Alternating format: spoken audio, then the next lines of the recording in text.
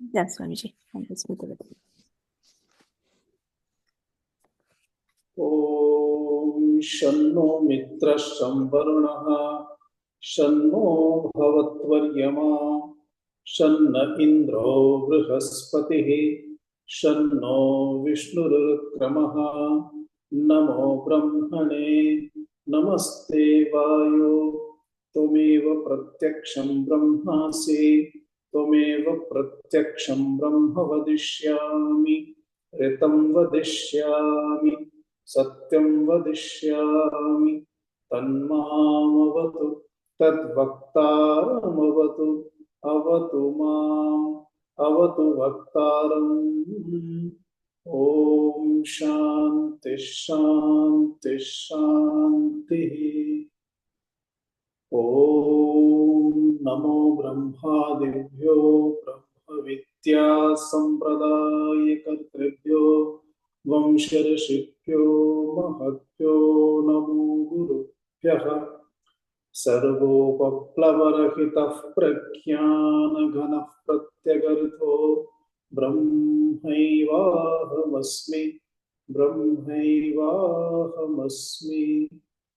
शङ्करं शङ्कराचार्यं केशवं बादरायणं सूत्रभाष्यकृतौ वन्दे भगवन्तौ पुनः पुनः।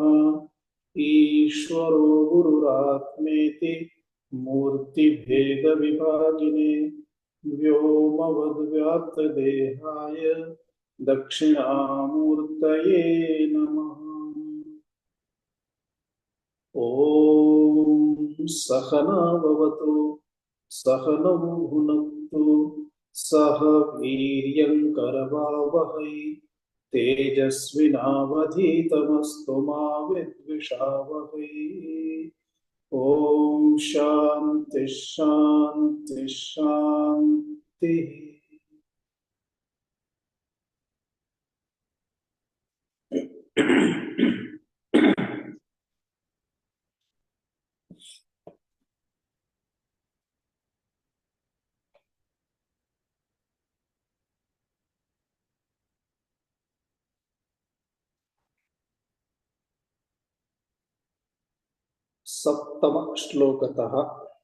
सप्तश्लोकतः वयम् उच्चारणं कुर्मः। छायाहङ्कारयोरैक्यम् छायाहङ्कारयोरैक्यम् तप्तायः पिण्डवन्मतम् तप्तायः पिण्डवन्मतम् तदहङ्कारतादात्म्यात्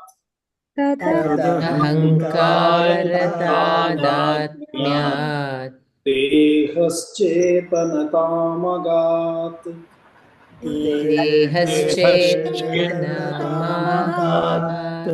अहङ्कारस्य तादात्म्यम्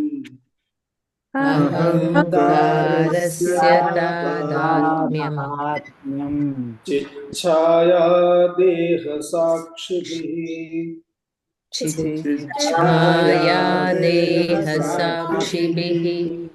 सहजं कर्मजं भ्रान्ति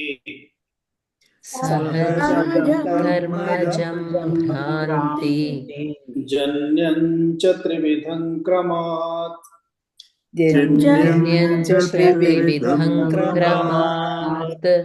सम्बन्धिनोः सतोर्नास्ति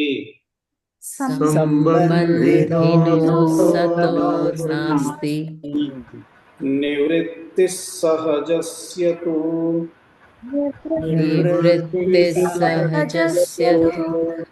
कर्मक्षयात् प्रबोधाच्च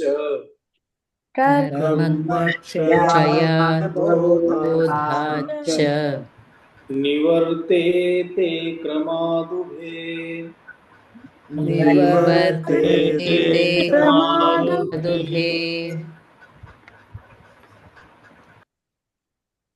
एतावता भगवता सूचितम् यत् सर्वव्यापकं चैतन्यम् अपरं च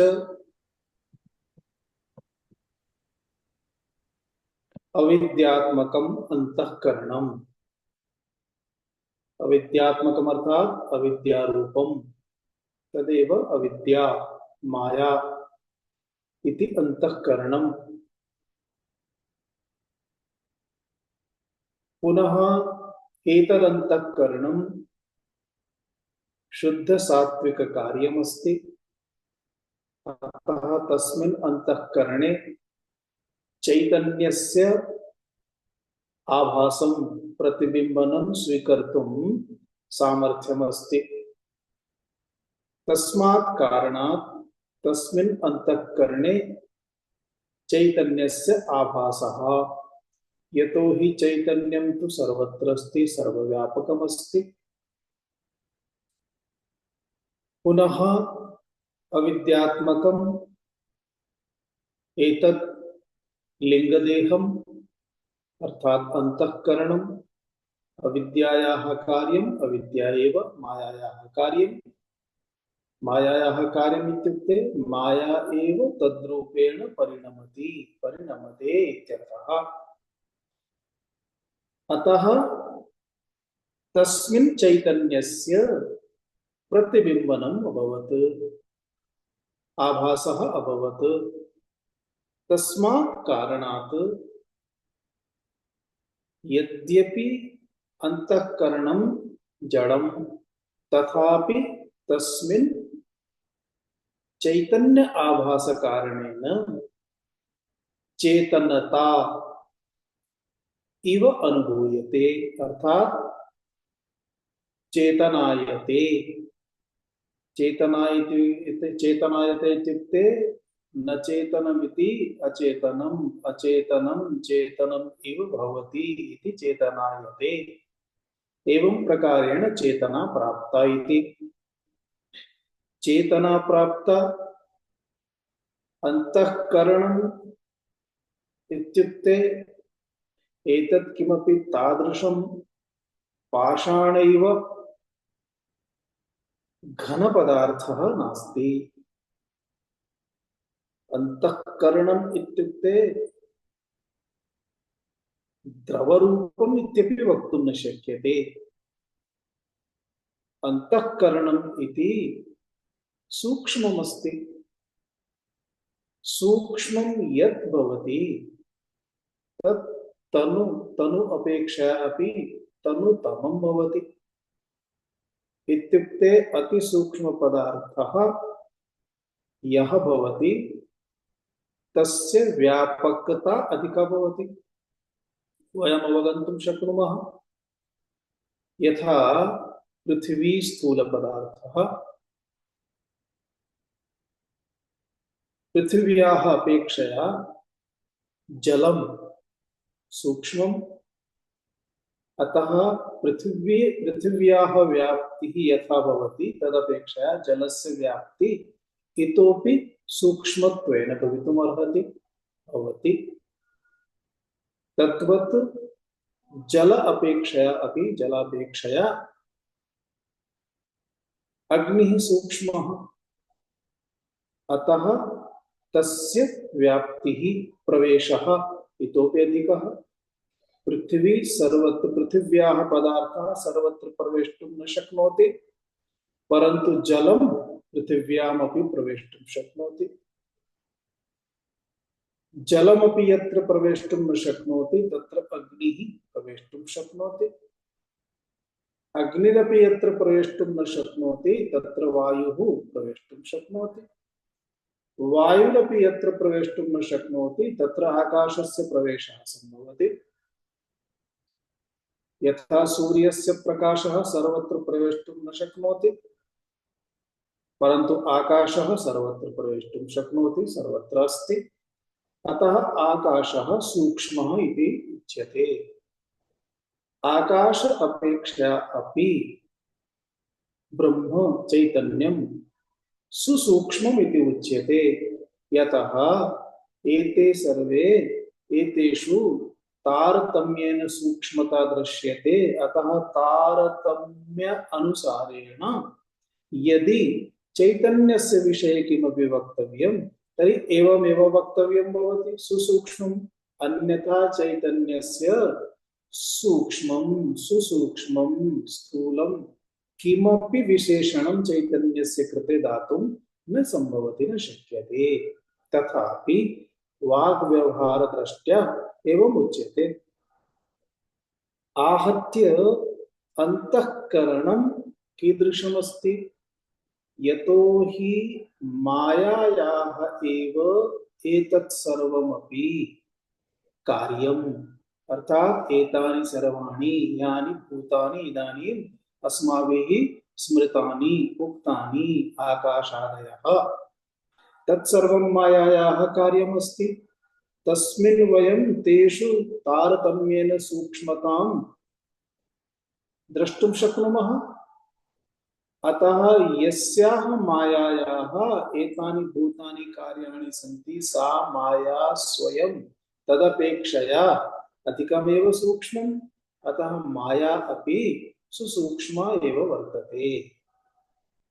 परं मायायाः अपेक्षया ब्रह्म चैतन्यम् इतोपि सूक्ष्मम्, अतः सुसूक्ष्मम् इति वक्तुं भवति, वक्तव्यं भवति। आहत्य माया कथम् अंतःकरण रूपेण यदा परिणता चेत् तस्य अंतःकरणस्य कार्यं कथं भवेत्? तद्वत् सुसूक्ष्मतया वृत्तिरूपेण भवति। अतः चैतन्यम् इत्युक्ते यत्र चेतनता वर्तते,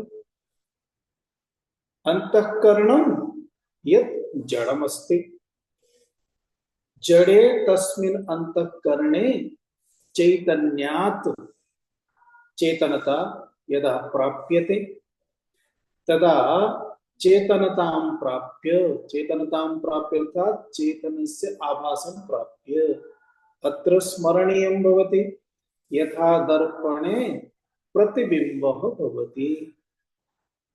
प्रतिबिम्बः यद्यपि रूपस्य एव प्रतिफलनं करोति, मम मुखं दर्पणस्य पुरतः चेत् तस्मिन् दर्पणे मम एव मुखं भविष्यति। यद्यपि मम एव मुखमस्ति तथापि मम मुखं मुखस्य प्रतिबिम्बं, द्वयोः मध्ये भेदः अस्ति। कथं भेदः अस्ति इत्युक्ते मुखम् एव प्रतिबिम्बमस्ति, तत्र तु सन्देहः नास्ति। दर्पणे दृश्यमानं मुखं मम एव मुखमस्ति, परन्तु दर्पणे दृश्यमानं मुखम् अहं च द्वयोः मध्ये एकस्मिन् पक्षे एव एकता अस्ति, अपरस्मिन् पक्षे एकता नास्ति। अर्थात अहमेव दर्पणे, दर्पणे कः? अहमेव, परंतु दर्पणे दृश्यमानं प्रतिबिंबं तत् तस्य प्रतिबिंबस्य मया सह एकता तथा भवितुं नार्हति। यथा अहम् एव इति अहं वक्तुं शक्नोमि, तथा प्रतिबिंबम् एवं वक्तुं न शक्नोति अहमेव इति। यतो हि दर्पणः भग्नः चेत् प्रतिबिंबः भग्नः भविष्यति, परन्तु मम मुखं भग्नं भविष्यति वा? दर्पणनाशे प्रतिबिंबनाशे सति, दर्पणनाशे प्रतिबिंबनाशः, प्रतिबिंबनाशे सति मुखनाशः न भवति। परन्तु मुखनाशे दर्पणः न नष्टः चेदपि दर्पणे प्रतिबिंबनाशः भविष्यति। अतः मुखेन सह प्रतिबिंबस्य अभिन्नता अस्ति, परन्तु प्रतिबिंबस्य मुखेन सह भिन्नता अस्ति, अभिन्नता नास्ति इति धिया बुद्धौ सम्यक् सम्यक्तया अवगन्तव्यम्। एतमेव सिद्धान्तमधिकृत्य नाहं सुखी नाहं दुखी इति सिद्धं भविष्यति। अतः मूलमेतदेव अस्ति। एतद् मूलम् अधिकृत्य अत्र विचारः प्रचलति।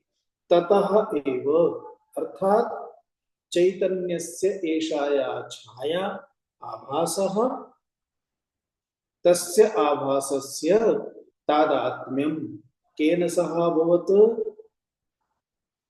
अंतःकरणेन सह अभवत्।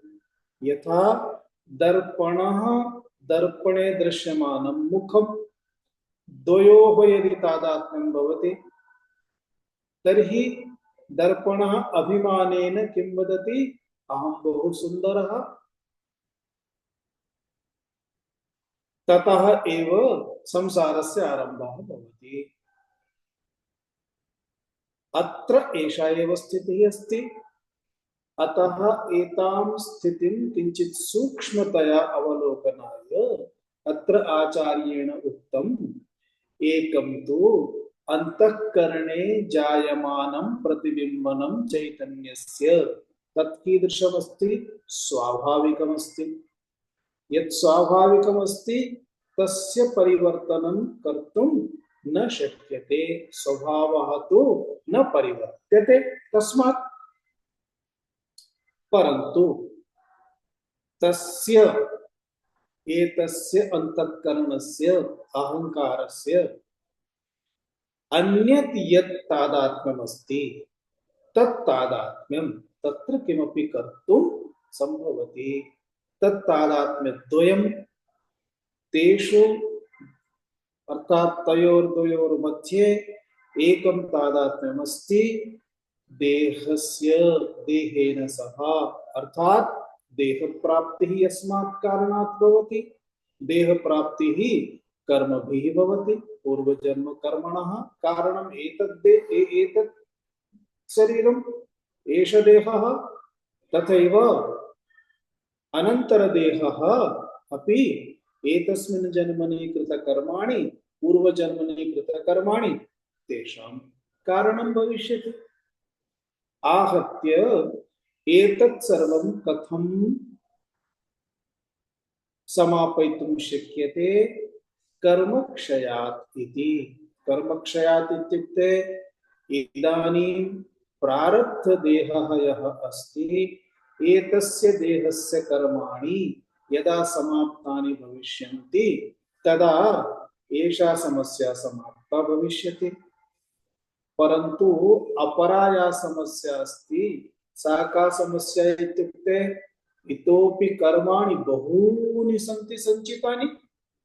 तानि पुनः अपराणि देहानि दातुं समर्थानि पर्याप्तानि सन्ति। अपराणि देहानि वा यदि शरीराणि ते दातुं समर्थानि सन्ति, तेषु सामर्थ्यमस्ति, तर्हि पुनः अन्यत् देहः अपि लभ्यते। अन्यत् देहः लभ्यते तर्हि तेषां कर्मणां क्षयं तु न भवति, परन्तु तेषां कर्मणां क्षयं भवति।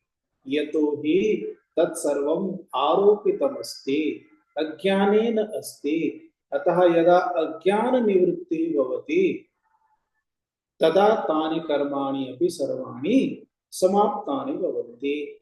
अतः ज्ञानं किम्? आत्मस्वरूपस्य ज्ञानम्।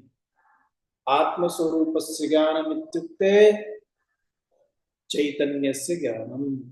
चैतन्यस्य ज्ञानम् इत्युक्ते तदेव ब्रह्म। अतः ब्रह्म एव चैतन्यं चेतनः इति उच्यते। चैतन्यमेव आत्मा। अहम् इति आत्मा एव अहम् इति पदेन अहंकारेण उच्यते। अतः अहंकार निवृत्तिः आत्मनः ज्ञानेन संभविष्यति। आत्मनः ज्ञानम् इत्युक्ते चैतन्यस्य ज्ञानम्। चैतन्यस्य ज्ञानम् इत्युक्ते ब्रह्म इति पदस्य यस्य व्याख्या तत्पदार्थरूपेण उच्यते। अतः जीवः आत्मा त्वं पदार्थरूपेण, ब्रह्म परमात्मा तत्पदार्थरूपेण इति उच्यते। इदानीम् एतस्मिन् क्रमे यदा एतदुक्तं यत् सहजस्य निवृत्तिः तु न संभवति, परन्तु देहेन सह तादात्म्यम् अस्ति, तस्य तादात्म्यस्य तदस्ति कर्मजं तादात्म्यं, तस्य निवृत्तिः तु कर्म समाप्ति द्वारा संभवति। अतः कर्म समाप्ति निमित्तम् उपायद्वयमस्ति। प्रारब्ध देहस्य भोग द्वारा समाप्ति, अर्थात प्रारब्ध कर्मणां भोग द्वारा समाप्ति, तथा च संचित कर्मणां ज्ञान द्वारा समाप्तिः। अतः उपायद्वयेन तद्वयं समापयितुं शक्यते इति उक्तम्। अतः इदानीम् अस्माभिः किं करणीयम्? उपायद्वयस्य कृते तयोर्मध्ये प्रारब्ध कर्मणां समाप्ति निमित्तम् उपायस्य आवश्यकता नास्ति। यतो हि जन्मतः आरभ्य मृत्युपर्यन्तं यत् यत् किमपि प्राप्तव्यमस्ति तत्सर्वम् इदानीं केवलं भोगद्वारा एव समापयितुं शक्यते। अतः यत् किमपि एतस्मिन् काले दुःखम् आगच्छति, सुखेन भोगं करोतु। का दृष्टिः भवेत् अस्माकं तत्र? भोगेन समाप्तिः, एतदपि समाप्तं भविष्यति।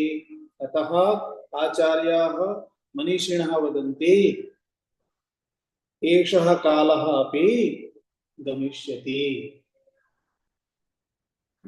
ये समय भी बीत जाएगा, अर्थात सह दुःख कालः अपि गमिष्यति।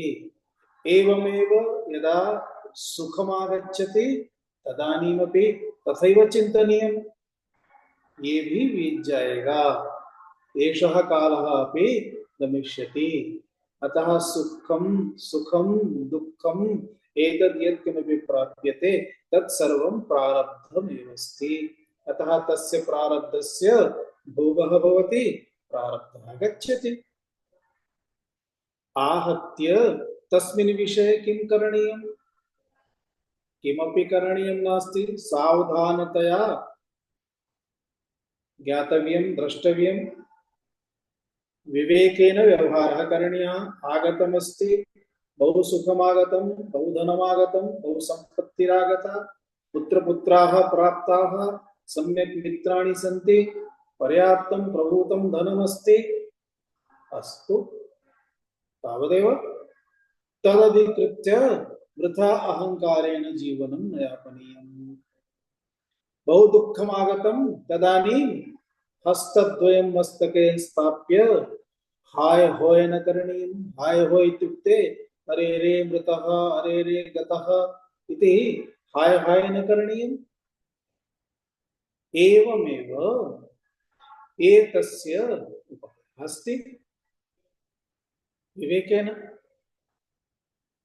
पुनः देह प्राप्तिः न भवेत्, पुनः एतच्च कर्मणां फलम् एतद्द्वयमपि ज्ञानेन प्राप्यते, आत्मज्ञानेन। अहं स्वरूपतः अजः इति चिन्तनं भवति चेत् मम जन्म नास्ति इति बोधः चेत्, जन्म नास्ति चेत् तस्य वृद्धावस्था कथम् आगमिष्यति?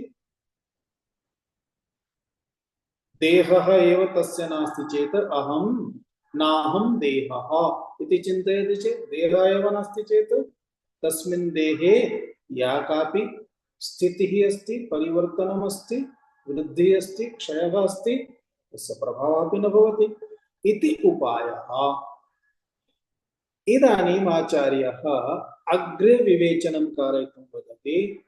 पश्यतु, आहत्य एषा क्रीडा अहंकारस्य अस्ति। एषा लीला कस्य लीला अस्ति? अहंकारस्य लीला अस्ति। अतः अहंकारः एव यदा भवति तदा कदाचित् फुल फ्लेत मध्ये भवति, पूर्ण अहंकार। कदाचित् कथं भवति, कदाचित् किंचित् डल भवति, कदाचित् किं भवति, कदाचित् किंचितेव भवति, कदाचित् किं भवति, कदाचित् अहंकारः अपि शयनं करोति। अतः अहंकारस्य यादृशी स्थितिः भवति, यादृशं तस्य लेवल, तद्वत् एव एते सर्वे व्यवहाराः भवन्ति। तान् व्यवहारान् अग्रिम श्लोक द्वारा दर्शयति। कदाचित् उच्चारणं कृतं स्यात् अस्माभिः, पुनः एकवारम् उच्चारणं कुर्मः। अहंकारलये सुप्तौ अहङ्कारलये भवेत् देहोऽप्यचेतनः वेद्देहोऽप्यचेतनः अहंकार विकासार्थः अहङ्कारविकासार्थः स्वप्नः सर्वस्तु जागरः स्वप्नः सर्वस्तु जागरः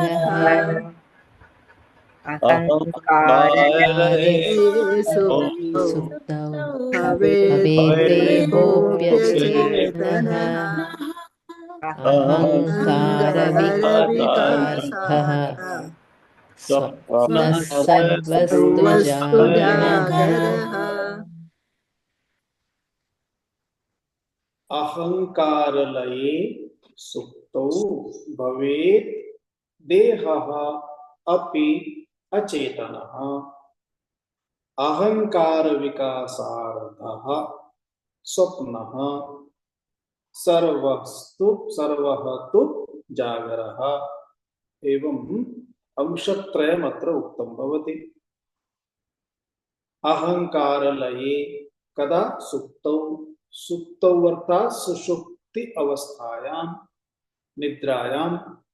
निद्रायां किं भवति, यदा निद्रा भवति तदा अहंकारः लयं प्राप्नोति। लयं प्राप्नोति अर्थात् अहंकारः स्वकारणे लीनः भवति। यथा उत्सः भवति, उत्सः इत्युक्ते फाउंटेन। वयं पश्यामः बहुषु स्थानेषु मार्गे सर्वत्र यन्त्रद्वारा जलस्य उत्सेकः क्रियते, उत्सः भवति, फाउंटेन भवति। इदानीं फाउंटेन मध्ये तद् यत् जलं भवति, तद् जलं सः उत्सः, तस्य यदि वेगः अधिकः भवति तर्हि बहु उपरि तावत् पर्यन्तं गच्छति खलु। यदि तस्य वेगः पावर किंचित् न्यूनमस्ति तर्हि तावदुपरि न गच्छति, मध्ये। यदि तस्य वेगः नास्ति एव, समाप्तः, यथा यन्त्रस्य पावर समाप्तं, विद्युत् पावर स्थगितं चेत् सः उत्सः न गच्छति। न गच्छति इत्युक्ते उत्सः समाप्तः भवति इति नास्ति, तस्य कृते वेगं प्राप्तुं साधनं नास्ति। इत्युक्ते एतदेव जलं शक्तिं प्राप्य, वेगं प्राप्य, उत्साहं प्राप्य उपरि उत्पतति स्म। तदेव जलम् इदानीं शक्तिं न प्राप्नोति, उत्साहं न प्राप्नोति, न गच्छति। परन्तु जलं समाप्तम् अभवत् इति नास्ति। तथैव अंतःकरणस्य स्थितिः अस्ति। एतद् अंतःकरणं यदा उत्साहं प्राप्नोति चेत्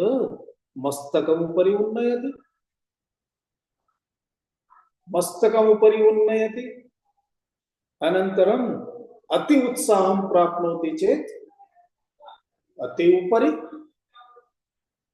पुनः यदा आदिनं कार्यं कृत्वा कृत्वा कृत्वा कृत्वा श्रान्तः भवति, उत्साहः समाप्तः भवति, परन्तु इच्छा अस्ति, उत्साहः तु न समाप्त, उत्साहः समाप्तः, उत्साहः इदानीं तावत् नास्ति, परन्तु इच्छा तु न समाप्ता, इच्छा अस्ति। अतः पूर्णतः समाप्तिं न गच्छति, पूर्णतः शयनं तु न करोति, न उपविशति, परं व्यवहारं करोति। अनन्तरम् एकः कालः तादृशः आगच्छति, तत्रापि श्रान्तः भवति। अनन्तरं किं भवति? यथा जलम् उपरि नीयते स्म, गच्छति स्म, उद्गच्छति स्म, इदानीं तदेव उद्गच्छत् जलं पूर्णतः शान्तमभवत्। तथैव अन्तःकरणस्य एषा वृत्तिः यथा एतद् व्यवहारं करोति, तथा तस्य आधारेण अस्माकं तिस्रः अवस्थाः भवन्ति। अस्माकम् इत्युक्ते अंतःकरणेन सह तादात्म्यं प्राप्य तादात्म्यप्राप्तस्य जीवस्य इत्यर्थः, न तु ब्रह्मणः चैतन्यस्य इति स्पष्टतया अस्माकं बोधः अस्ति चेत् अग्रे सर्वं सरलं भवति। अतः एवं चेत अंतःकरणस्य एषा वृत्तिः यदा शान्ता भवति, कदा शांता भवति? सुषुप्त्य अवस्थायां, सुषुप्ति अवस्थायां, सुषुप्तौ। अतः सुप्तौ अहंकार लये। स्पष्टं? सुषुप्त्यवस्थायां अहंकारः लयं प्राप्नोति, तदा अहंकारे लये जाते सति यः धावनं करोति, बहु भाषणं करोति, बहु किमपि किमपि वदति, सः अयं देहः शय्या न प्राप्ता चेत्, बेंच प्राप्तं चेत् तत्रापि निद्रां करोति, शयनं करोति, करोति किल? अतः तस्मिन् समये अयं देहः अचेतनः भवति। अचेतनः इत्युक्ते चेतनतायाः प्रतीतिः तत्र न दृश्यते। अतः तस्य सुप्तस्य पुरतः गत्वा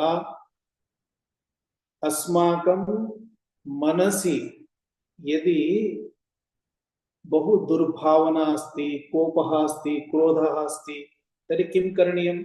सः शयनं करोति इति प्रतीक्षा करणीया।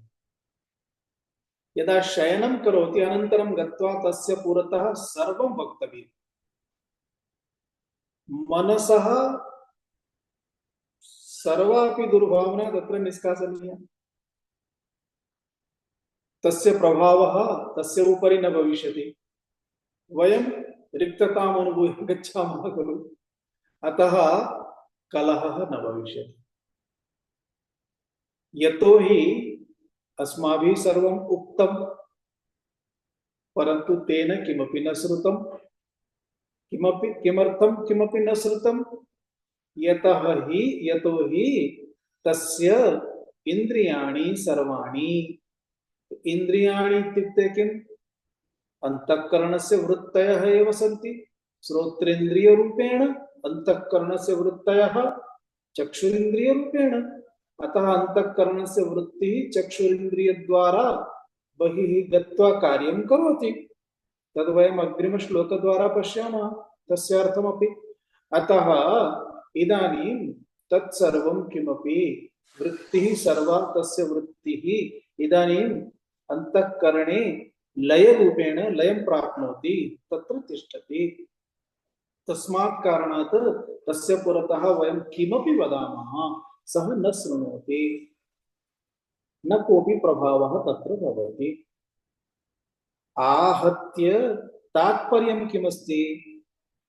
तदेव अत्र उच्यते अचेतनवत् तिष्ठति इत्युक्ते अंतःकरणं तु अस्ति, अंतःकरणे चैतन्यस्य प्रतिबिंबनं तु सदा सर्वदा भवति, परन्तु चैतन्यस्य प्रतिबिंबेन सह छायया सह तस्य अहंकारम् इदानीम् अग्रे न किमपि कस्मिन्नपि कर्मणि वर्तते,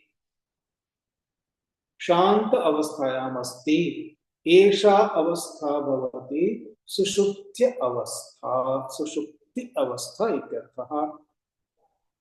अतः चितिच्छाया ऐक्यमानता, चितिच्छा देहः अपि अचेतनः अभवत्, अहंकारलये सुप्तौ देहः अचेतनः अभवत्।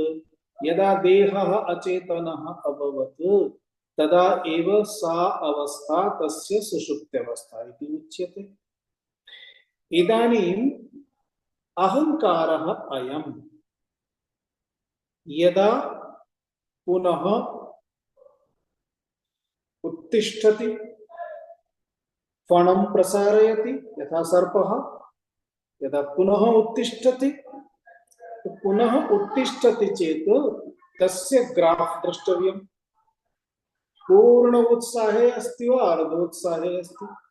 यदि पूर्णोत्साहे अस्ति तर्हि तस्य जागृत अवस्था भवति। अतः वाक्यं पश्यतु, अहंकार विकासार्धः, अहंकारस्य अर्धविकासः यदा भवति, विकासार्धः यदा भवति, अर्धविकासः भवति, तदा अयम् अहंकारः यदा अर्धं विकसितं भवति, अर्धविकसितः सन् किं भवति? स्वप्नावस्था इति उच्यते। अस्माकं सर्वेषाम् अनुभवः अस्ति। स्वप्नावस्था एकं तु यदा निद्रायां तन्द्रायां गच्छामः तस्मिन् समये स्वप्नावस्था भवितुमर्हति, अर्थात् शयनानन्तरम् अनुक्षणम् अथवा उत्थानात् पूर्वम्। अतः बहूनां स्वप्नानि कदा आगच्छन्ति? प्रातः काले। अतः ते वदन्ति प्रातः काले, पुनः प्रातः काले आगतः स्वप्नः अथवा स्वप्नं स्मरणे तिष्ठति। बहु पूर्वम् आगतः यः स्वप्नः अस्ति सः स्वप्नः विस्मृतः भवति, यतः तदनन्तरं सुषुप्तिः आसीत्। अतः तस्य सम्यक्तया चित्ते इमेज, तस्य रूपं न तिष्ठति, अतः न स्मर्यते। तस्मात् केचन वदन्ति स्मरणे अस्ति, केचन वदन्ति किमपि दृष्टमासीत् परन्तु स्मरणे नास्ति। अतः एषा स्थितिः भवति। आहत्य तात्पर्यं किमस्ति? तस्मिन् समये अहंकारस्य स्थितिः कीदृशी अस्ति? लयं प्रति तु गच्छति, परन्तु इतोपि इच्छाः सन्ति इत्यस्मात् कारणात् लयं न प्राप्नोति। लयं न प्राप्नोति तदा स्वप्नं पश्यति। यदा स्वप्नं पश्यति तदा स्वप्नकाले वस्तुतः का स्थितिः अस्ति? यः स्वप्नं पश्यति सः कुत्र भवति? स्वशय्यायां भवति, अथवा यत्र सुप्तः तत्र भवति। आसन्दे सुप्तः चेत् आसन्दे, सुखासने चेत् सुखासने, अथवा कुत्रचित् बेंच मध्ये सुप्तः चेत् तत्र। यत्र सुप्तः भवति सः तु तत्रैव भवति, परन्तु यत् पश्यति तत्तु अन्यदेव भवति। तत् अन्यद् भवति इत्युक्ते तत्र तस्य एव देहः धावनं करोति। स्वचक्षुरिन्द्रियद्वारा एव रूपाणि पश्यति, स्वपादाभ्यां गमनागमनं करोति, हस्ताभ्यां वस्तूनि गृह्णाति त्यजति, सर्वविध व्यवहारं करोति। परंतु वास्तविकतया तस्य हस्तौ तु अत्र स्तः, पादौ अत्र स्तः, देहः अत्रैव अस्ति। एवं चेत् स्वप्नकाले यथा अयं देहः तादृशः एव अन्यः देहः इति अस्माभिः अनुभूयते। सः देहः कुतः आगतः? न तावदेव, अत्र तु इन्द्रियाणि अपि लयं प्राप्नुवन्ति। यदि अत्र विद्यमानं चक्षुरिन्द्रियं लयं न प्राप्नोति तर्हि वयं अत्र विद्यमानेन चक्षुरिन्द्रियेणेव विषयान् पश्यामः, परन्तु तत्र विषयान् पश्यामः अस्माकं एतस्य देहस्य चक्षुरिन्द्रियं तु अत्रैव अस्ति। तर्हि तत् चक्षुरिन्द्रियं कुतः प्राप्तम् इति प्रश्नः भवेत्। तानि कर्मेन्द्रियाणि पादौ हस्तौ पादौ तु अत्रैव स्तः सन्ति। एवं चेत् तत्र कुतः प्राप्तम् इति प्रश्नः भवति। तस्मिन् समये तदर्थं शास्त्रेषु किम् उच्यते? तस्मिन् समये सर्वाणि इन्द्रियाणि लयं प्राप्नुवन्ति, परन्तु मनः लीनं न भवति। अतः यदा मनः लीनं न भवति तदा अहंकारस्य अर्धमात्रायाः लयः इति, अर्धमात्रायाः लयः नास्ति इति। अतः अर्धमात्रायाः लयः नास्ति इत्युक्ते तदानीं संपूर्ण क्रीडा इत्युक्ते न केवलं स्वस्य देहस्य निर्माणं यत्र भवति तत्र अन्यानि अपि शरीराणि भवन्ति, तत्र मित्राणि वा शत्रवः वा भवन्ति, तेषां सर्वेषां देहानां निर्माणमपि मनः एव करोति। न तावदेव, कदाचित् तानि यानि मित्राणि तस्मिन् काले अन्यत्र व्यवहारे स्युः, जागृत अवस्थायां स्युः, ततः आहूय अपि कर्तुम् इति नास्ति। ते यत्र कुत्रापि स्युः, यत्किमपि कुर्वन्तः स्युः, परन्तु तस्मिन् समये तानि एव रूपाणि अपि तत्र निर्माति मनः। न तावदेव, मनः यदि कुत्रचित् भ्रमणं करोति, समुद्रे बोटिंग करोति, अथवा विमाने डयनं करोति। अत्र अस्माकम् आश्रमे एका इस्रायेल् बालिका आसीत्। सा इस्रायेली, सा एव वदति स्म, अहं तु बहुवारं स्वप्नं पश्यामि, स्वप्ने अहम् उड्डयनं कुर्वती अस्मि। इत्युक्ते यथा अस्माकं भारतीय परंपरासु परिवार्ता इति भवति, ग्रामेषु श्रावयन्ति। इत्युक्ते अप्सरसः ताः स्वयमेव उड्डयनं कृत्वा अथवा आकाशमार्गे गमनं कृत्वा चलित्वा गच्छन्ति, तथैव अहमपि उड्डयनं करोति इति चिन्तयति, स्वप्ने करोति। अतः एतत् सर्वमपि यस्मिन् गगने उड्डयनं करोति तस्य गगनस्य निर्माणं, यादृश देहद्वारा उड्डयनं करोति तादृश देहस्य निर्माणम्, उड्डयनं न करोति विमानेन गच्छति चेत् विमानस्य निर्माणं, विमाने एकः एव नास्ति, विमाने अन्ये सर्वे सन्ति, तेषामपि निर्माणं, चालकः अस्ति, पायलट् अस्ति, तेषामपि निर्माणम्। इत्युक्ते सम्पूर्णस्य जगतः निर्माणम् एतत् मनः करोति, इदं मनः करोति। पुनः मनः तत्र गत्वा करोति। यदि तत्र गत्वा एतस्य देहस्य निर्माणं करोति, तत्र तिष्ठति, तर्हि जागरणानन्तरम् अनुक्षणमत्र कथम् आगच्छति? अमेरिकां गन्तुं भारततः 24 घण्टाः अपेक्षिताः भवन्ति, सः तु एक क्षणमध्ये अत्र प्राप्नोति, कथम् आगच्छेत् विमानं विना? इत्युक्ते तत्र सर्वमपि मेटेरियल्, सर्वमपि दृश्यं, यत् किमपि अस्ति तत् तत्र यत् दृश्यते तदपि तत्र गत्वा निर्माणं करोति इति नास्ति, अत्रैव निर्माणं करोति। अत्र इत्युक्ते प्रकोष्ठे चेत् प्रकोष्ठे, प्रकोष्ठे द्वारमस्ति, तेन द्वारेण किमपि गमनागमनं गजः वा विमानं वा न शक्यते, परन्तु सर्वमपि करोति। पुनः प्रकोष्ठे इत्युक्ते कुत्र? एतस्मिन् एव देहे यत्र अन्तःकरणम् अस्ति तत्रैव, तत्रापि कुत्र? शास्त्रेषु उच्यते कण्ठे हिता नाम्ना एका नाडी भवति, तत्र स्थित्वा अयं मनः तत्रैव, अयं मनः हिता नाम्ना एषा या नाडी अस्ति तत्र स्थित्वा समग्रस्य जगतः निर्माणं करोति। संपूर्णं जगत् तत्रैव निर्माति, तत्रैव क्रीडां करोति।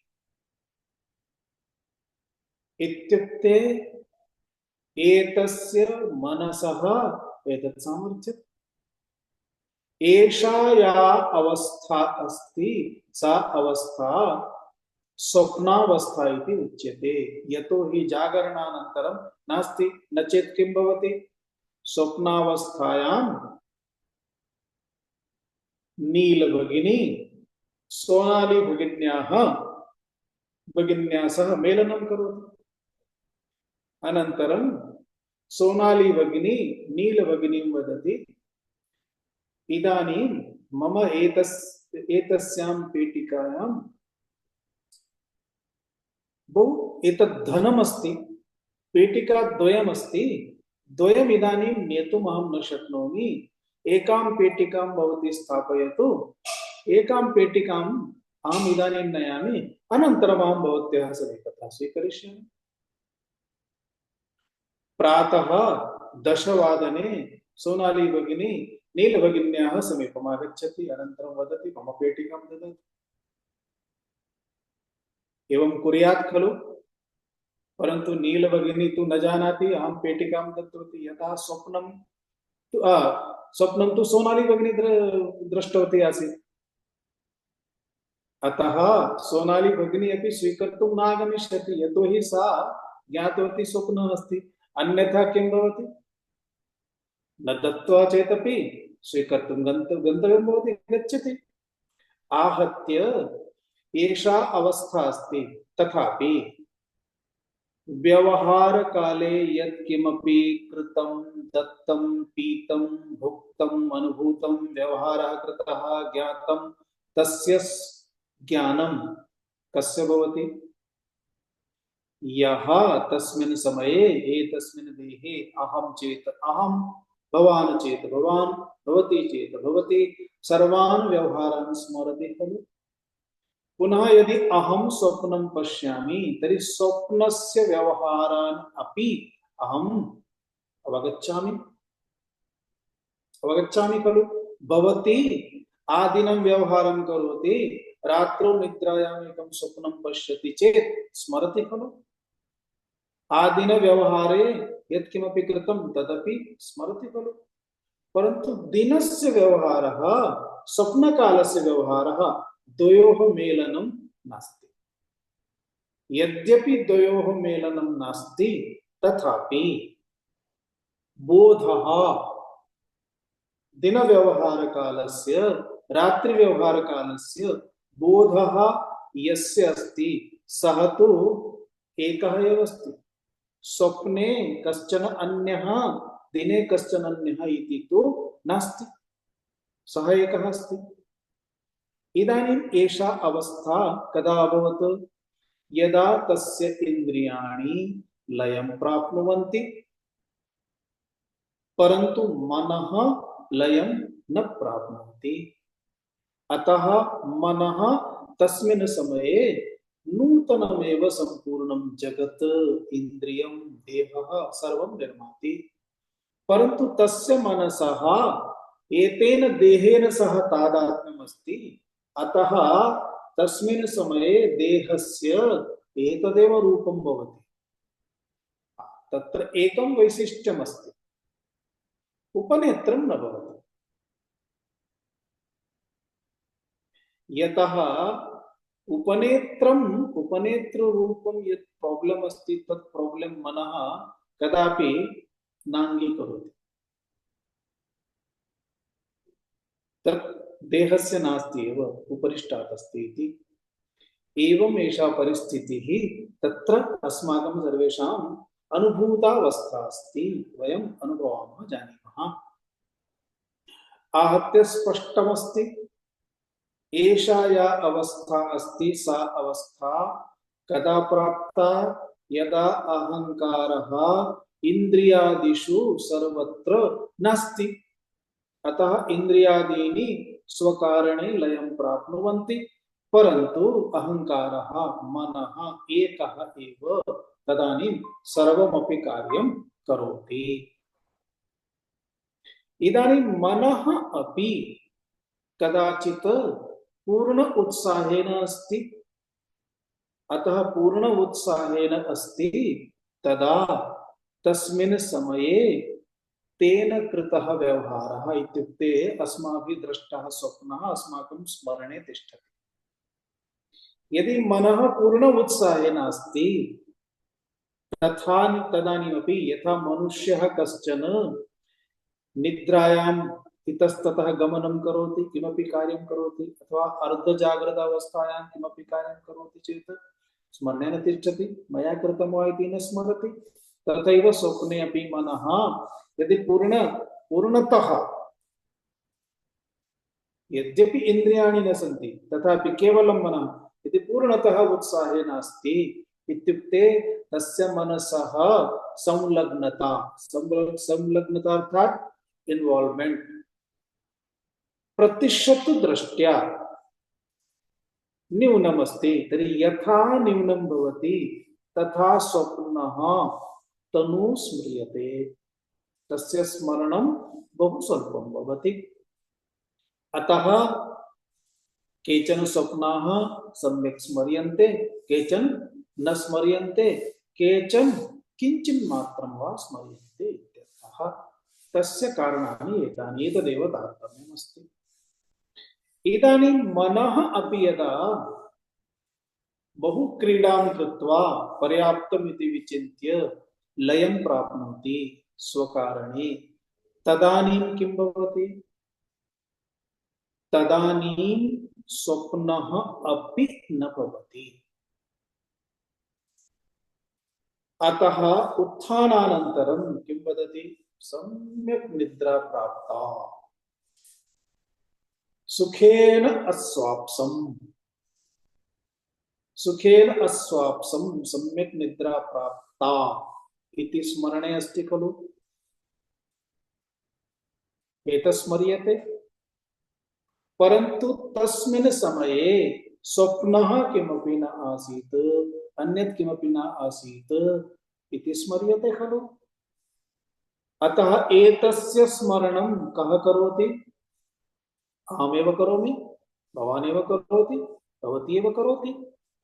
अतः यः अयम् अहं मूलभूतेन द्रष्टा, जागृत अवस्थायाः सर्वम् अहं पश्यामि स्म, सर्वम् अपि अहं दृष्टवान्, स्वप्नावस्थायामपि सर्वम् अहं पश्यामि स्म, सर्वमहं दृष्टवान्।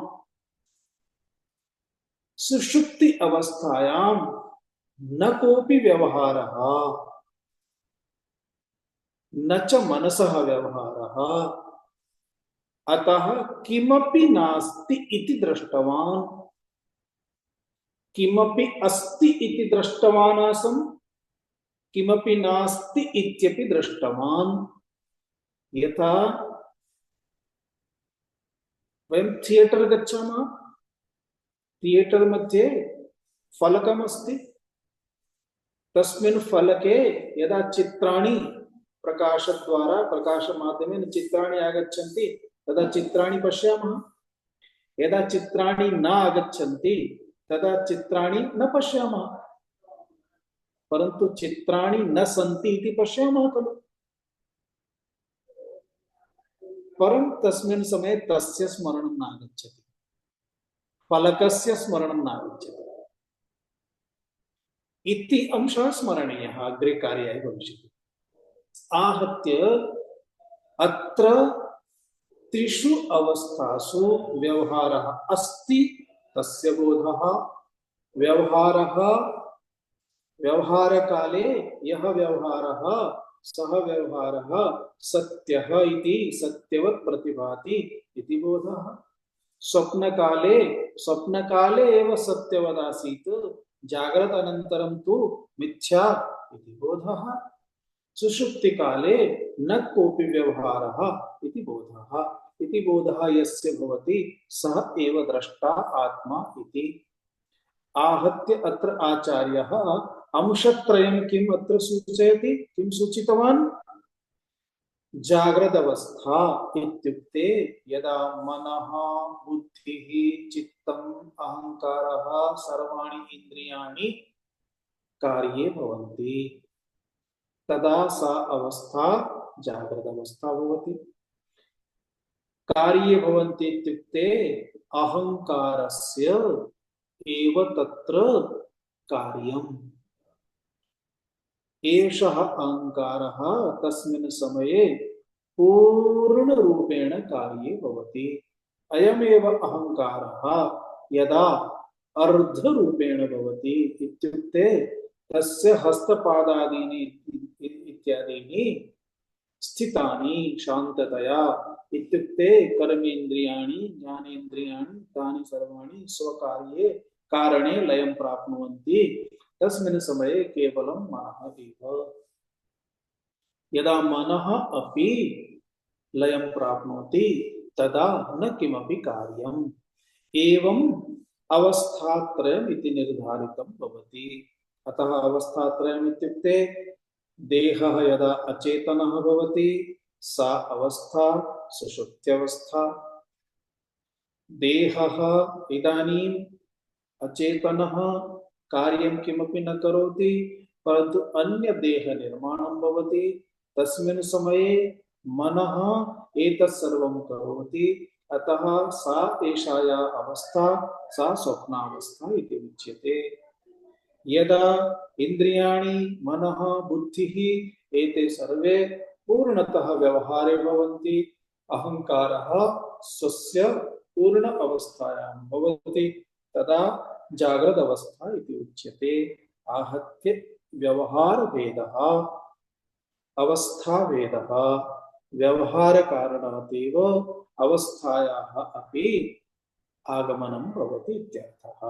आहत्य सुषुप्त्यवस्था, स्वप्नावस्था, जागृति जाग्रत अवस्था इति अवस्थात्रयम्।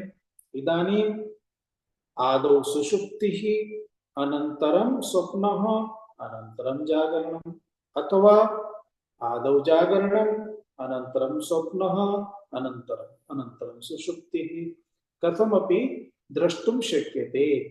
आहत्य सुषुप्ति अनन्तरम् एव जागरणम् इति। जागरणं यदा केवलं मनसः अस्ति तदा स्वप्नावस्था अस्ति। जागरणं यदा मनसः इन्द्रियादीनां सर्वेषामपि अस्ति तदा जाग्रत अवस्था इति भावः। आहत्य एतस्मिन् विषये इतोपि अग्रे अग्रिमश्लोके उच्यते, तदनन्तरं पश्यामः। ॐ पूर्णमदः पूर्णमिदं पूर्णात् पूर्णमुदच्यते पूर्णस्य पूर्णमादाय पूर्णमेवावशिष्यते। ॐ शान्ति शान्ति शान्तिः। हरिः ॐ श्रीगुरुभ्यो नमः। हरिः ॐ। धन्यवाद स्वामी। स्वामी धन्यवाद मम स्वामीजी। धन्यवादः। स्वामिन् मम केचन प्रश्नाः सन्ति। समयावकाशः अस्ति वा भवताम्? आम्, तत्र स्वप्नेषु बहिर्विषयाः न सन्ति यथा जागृदवस्थायां भवन्ति। अतः स्वप्नेषु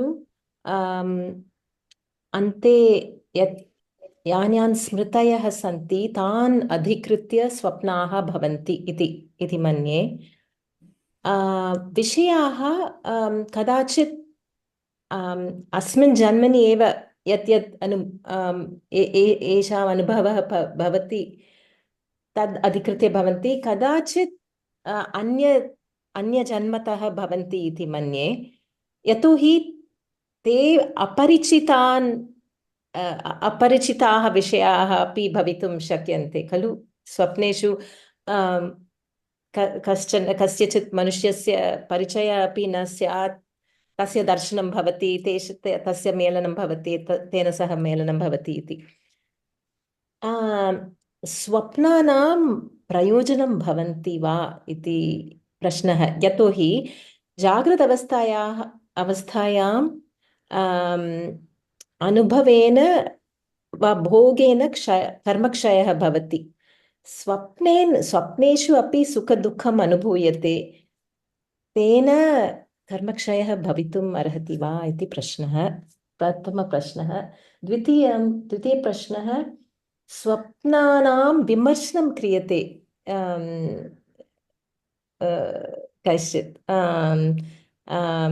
किम् अभवत् स्वप्नस्य किं विमर्शनम् अनालिसिस् इति क्रियते, तत् कथम् इति। समीचीनम्। एकं तु स्वप्ने अपि भोगाः भवन्ति, सुखं दुःखम् इत्यादिकं। भोगानां स्वरूपं कथमस्ति इति। यदि भोगाः ये अस्माकं सन्ति तदेव प्रारब्धमिति उच्यते।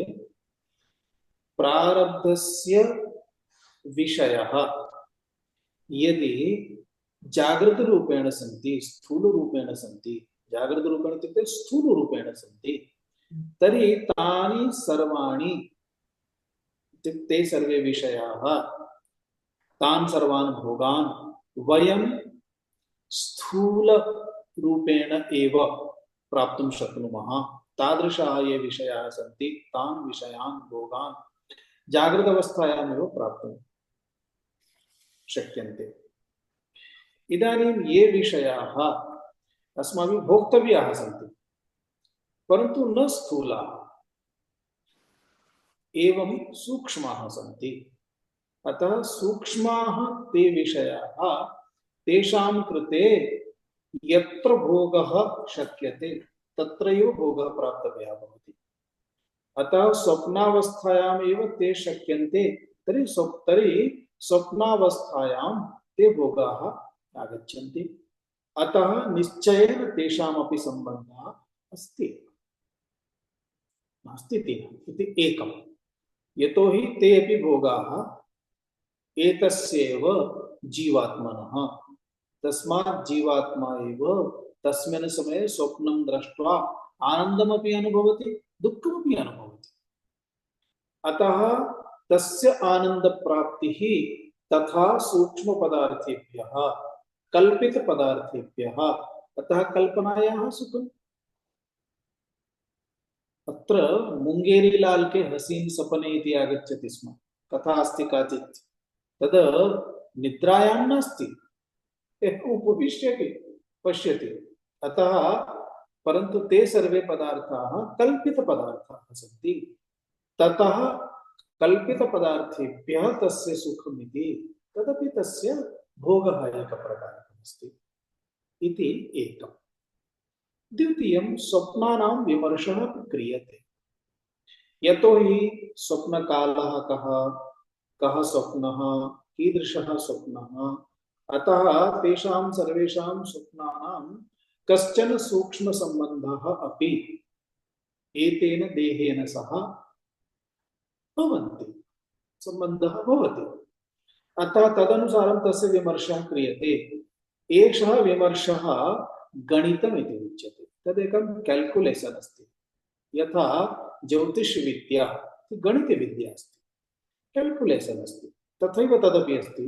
अतः तस्मिन् समये किं नक्षत्रं कः कालः पुनः तस्मिन् समये दृष्टः यः विषयः तस्य दृष्टः सः विषयः किमपि संकेतयति वा इति एवं गणितद्वारा कलया गणनया तादृशः कश्चन निर्धारः अस्ति तस्य आधारेण तदुच्यते परन्तु तत्सर्वं तु व्यावहारिकमेव अस्ति अतः व्यवहारजगतस्य विषयः अस्ति न तु पारमार्थिकं पारमार्थिकदृष्ट्या पश्यामः चेत् धन्यवादः स्वामी। ओम ओम ओम अस्तु तर्हि अनन्तरं मिलामः।